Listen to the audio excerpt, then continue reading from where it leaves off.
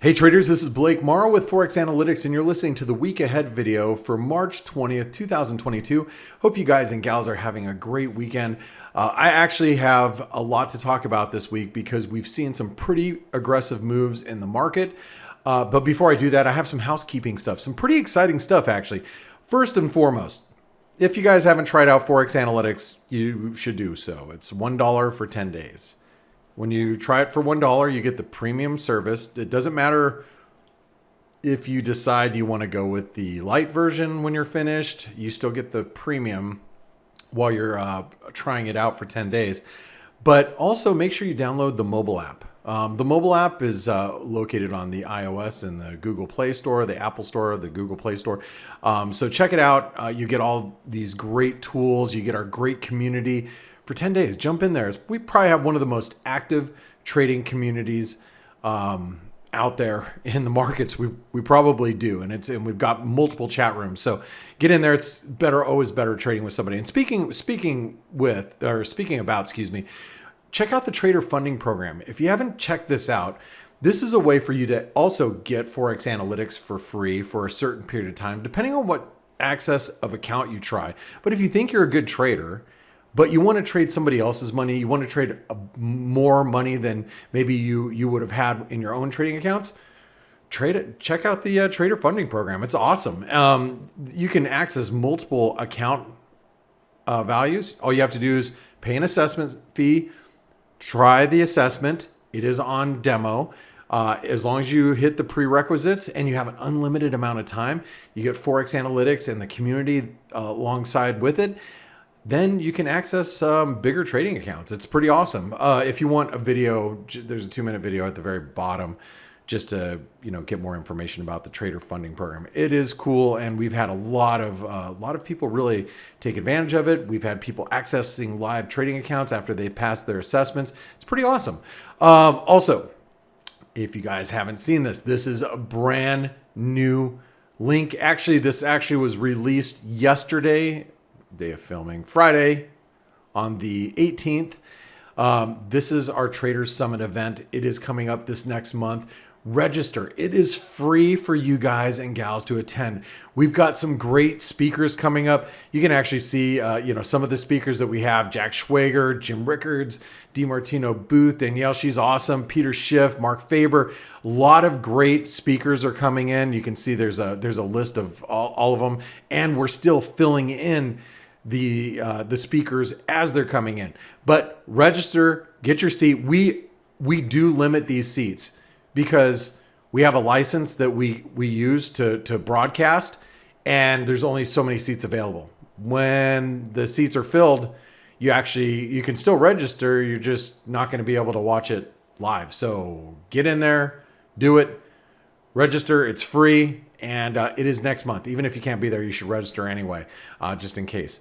All right, so let's talk about the markets, and let's talk about what happened last week. So first and foremost, actually what I should do is I'm going to take you over to the euro dollar, because the euro dollar held really critical support that we were talking about last week. I know last week we had discussed on the weekly chart the multi-debt. Well, this is actually since the creation of the euro, that support has held. That was 108.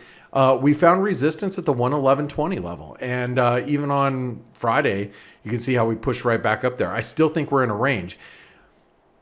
The euro could still break higher, but I think in order for it to have a sustained break higher, we have to see some sort of de-escalation of the Ukraine-Russia situation, not an escalation. An escalation would leave the euro lower.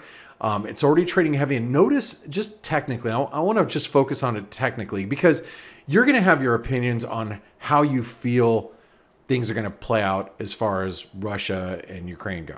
I can't tell you one way or the other, because I'm not an expert in Russia, Ukraine. I'm not an expert in Russia, understanding what Putin is going through, what he's thinking.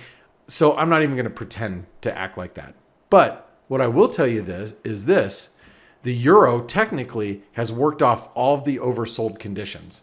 So when a currency pair gets overbought or oversold, it gets to a point where you're like, okay, all right, it's pushing, further to the downside or further to the upside. You got to be a little careful because, the technical indicators start to get a little frothy, right?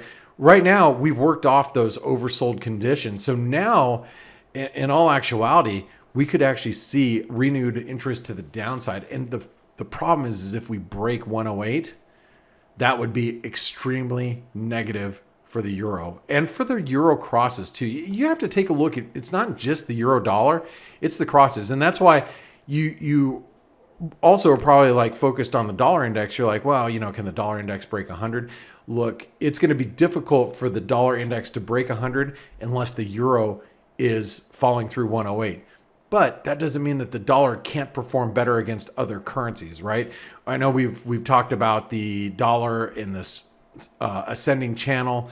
It's really rejecting the channel right now. And actually, if you look at the dollar just kind of close up, we have a double top and a double bottom. Now, that doesn't necessarily mean that it's a double bottom, so you're going to go long, double top, you're going to go short. No, what that means is now we've got a nice range of the dollar index, and a break higher gives us a pretty clear direction of how far we're going to go, and a break lower, same, right? We kind of know where to go if the dollar index breaks one way or the other because of the double bottom or the double top or the consistent highs and lows on both sides of that range.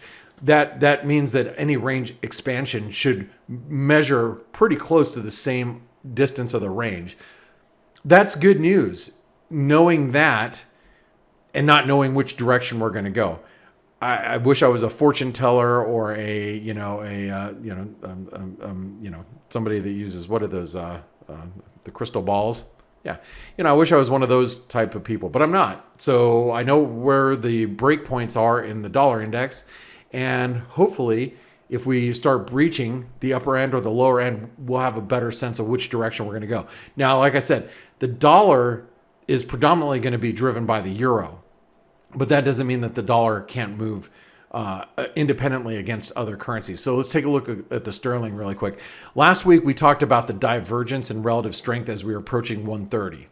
130 ended up holding, which was an important hold for the sterling. That means that descending trend line, that 127% extension, it stuck, which is really important because now we know as long as the sterling is above 130, you have to be really, really, really careful in shorting the sterling. Now, I know we have CPI data on Wednesday out of the UK, and I know plenty of you guys and gals that are listening in. A lot of my colleagues live in the UK, and from what I understand, you guys having some inflationary pressures too, right? So you're probably going to have an opinion there. Well, the fact of the matter is that CPI data might actually move the needle for the sterling. So way I'd be looking at it right now is really simple. You got an inverted head and shoulder pattern developing with 132 being the resistance, right? Here's the left shoulder. Here's the right shoulder. And you can see where the head is. The head is right here. So if we break back above 132, the risk is that we do break higher, but it's a setup, meaning that just because it's a setup doesn't mean anything. We could see a continuation pattern if we break back below the 130, what is that, 130.50, 130.60 level. We start breaking below that support, we might be revisiting 130 and quite possibly even lower. Again, CPI data on Wednesday out of the UK, it is going to matter. You know what else matters? The yen. Look at this massive move in the yen. This is one of those things I know we talked about it last week about its massive breakout. Look at the weekly candle. If you were short last week and you're like, well, we closed at the trend line, and let's just say you just decided you wanted to hold it for the entire week. You're down 200 pips now. So now my question to you is, what do you do? Okay, because now we're really breaking out. But it's a tough answer to that question, right? Because daily sentiment index, is very extreme. There's extreme yen bearishness. That's why dollar yen, yen pairs, in other words, are moving higher because everybody's bearish the yen. There's a lot of reason to be bearish the yen, a lot of fiscal year end in Japan, Japan trying to import all these high commodity prices that's weighing on the yen. There's a lot of different factors that are weighing on the yen right now. But do we get some sort of recovery? I'm not sure I want to stand in front of this, but the thing is we are overbought, and if you look at all the other yen pairs, we're probably nearing some resistance in the guppy. You look at the Aussie yen, yen's breaking out. I mean that's just a gnarly breakout, and so is the Kiwi yen's approaching it, and the Canadian yen really reaching for it too. I mean there's a lot of bullishness in these yen pairs, but I don't know if I'd necessarily want to chase them if I didn't have yen pairs right now. Maybe you look for a little bit of a pullback and maybe the dollar yen back to 118, and then look for places to be on the long side. That's the way I'd be viewing it right now. Another thing that we've talked about a lot is the commodity currencies and how they are strengthening. If you notice that the Aussie is well above the 200-day moving average, and we closed near the trend highs. This is a new trend high after we set a low at 70 cents. There's the previous trend high. We're approaching that trend high again. My opinion is there's a risk that we start moving up towards 75 cents again this next week. The Kiwi also at the 200-day moving average. It's pretty clear at this stage if we break above the 200-day moving average, because you have a lot of horizontal resistance here in the Kiwi, that's gonna put us well above 70 cents in the next week as well. So you look at the Aussie, you look at the Kiwi. Actually, we should probably look at the Canadian as well. Look at the dollar Canadian. I mean, we're approaching, we are at the 200-day moving average. We're at wedge support. We start breaking below 125.50. And next thing you know, we're trading down at, low 120s again. Again, the dollar looks weak against a lot of different currencies. Does that mean that the euro has to go higher above 111.20? No, it doesn't. And that's what will take me really quick over to these yen crosses. You look at the sterling yen, we can't get above the 200-day moving average. The euro Aussie, this is, if you guys haven't seen, the F.A.C.E webinar, our free F.A.C.E webinars, look, this is a bear flag pattern. You don't even want to know where this thing goes. I mean, if it plays out its measured move, I mean, we're talking, 137. From where we're currently at 149. That's a big move. We're not going to go over there. We're not going to do that tomorrow, but over time, maybe over the next 6 months to a year, if commodities continue to stay that high commodity prices and, inflationary pressures stick around, the Euro Aussie could be trading down there after a while. Look at the Euro Canadian. I mean, this is setting up, right? We've got a nice consolidation and a bearish trend. Euro Kiwi, very similar to the Euro Aussie. So again, the reason why I'm pointing these out is because it's not all about the dollar across the board. The dollar can underperform against the sterling.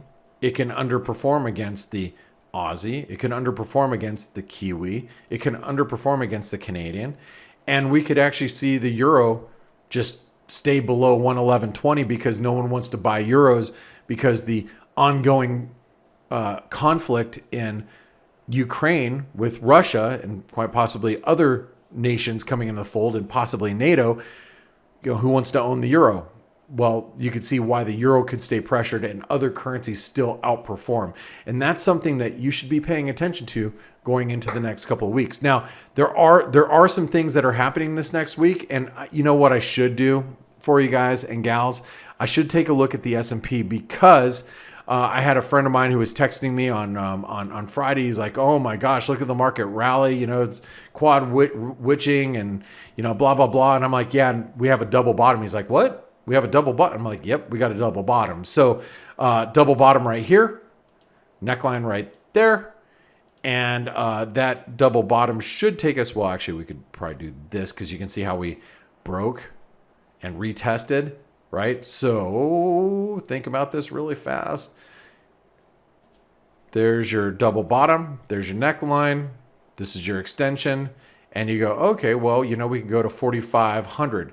Where is that? Well, that is above the 200-day moving average.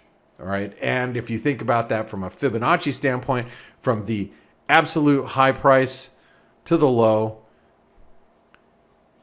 that as we're nearing the 618. So if I wanted to short the S&P or I wanted to short risk, I would probably be thinking about it somewhere between these highs that are above that 618 and the 618 retracement and the double bottom completion. Whoops, didn't mean to do that. Will be somewhere into this red zone. So if we, get above 4,500, that for me, I'm going to start looking for short risk trades, looking to sell, the S&P if rates continue to be very strong, which one of the other tailwinds of the dollar yen, if rates continue to be strong, maybe it's looking to sell NASDAQ.